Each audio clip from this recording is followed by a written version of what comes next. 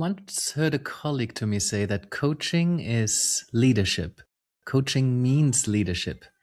And I was like, what? No, that's like, I mean, depends on your idea of leadership, obviously, but what this person meant, and they're coming from a coaching, business, sales perspective, is that when you take leadership, when you exhibit leadership, when you first meet a client, it's so much easier to sell coaching because on some level people want to be taken by the hand.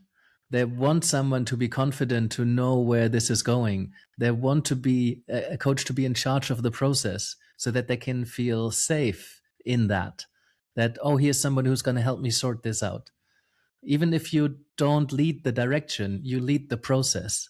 And so I get that when you lead the process in a first conversation, then a client feels safe and they feel trusted. They feel like, oh, this is somebody who can help me sort this out. And this kind of trust, certainty, and confidence makes it easy to say, yes, I want to do coaching with you. However, the downside of this is that then you've set up the relationship with leadership. So it makes it easier to sell coaching, but then much harder to actually coach people in this kind of partnership, eye level. I trust that you have the resources and the solutions in you, and I'm a fellow traveler helping you to tune into this. Right? So when in the beginning you start the relationship at this eye level kind of partnership level, you invite your client to figure out what the process might be, what process would work for them.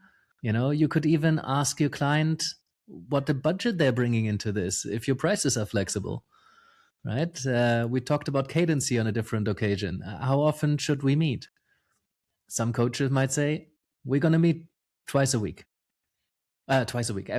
month, every 2 weeks. And that sends a strong message.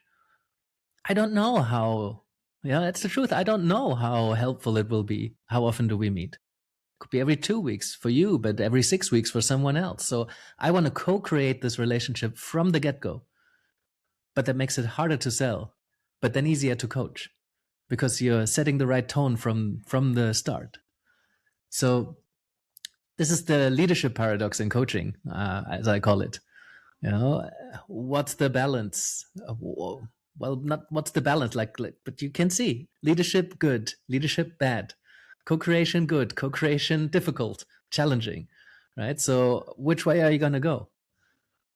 Are you going to make it easier in the beginning or easier later? Harder in the beginning, harder later? What do you want to show up with? What character do you want to give this from the start?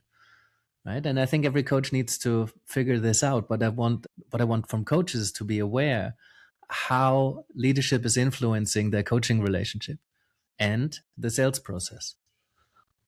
And I don't think there's necessarily a right or wrong, but what kind of relationship do you want to create?